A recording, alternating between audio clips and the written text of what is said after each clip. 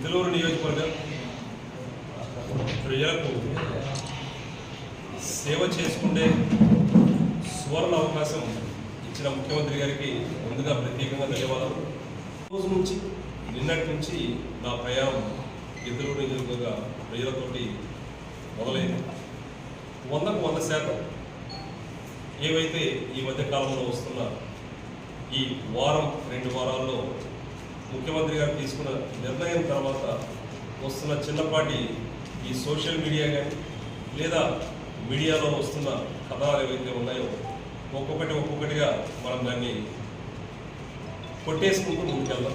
మీరు వింటున్న ఆరోపణలు ఏవైతే ఉన్నాయో ఆ ఆరోపణలో ఒకటి కేసు మీరు టేకప్ చేయండి. ఆ ఒక కేసు మీరు టేకప్ చేసి 100కు 100% మార్కాపురం నియోజకవర్గంలో ఈ అనవసర ఆరోపణలు ఏవైతే ఉన్నాయో వాటిని తీసుకొని ముందుకు వెళ్ళి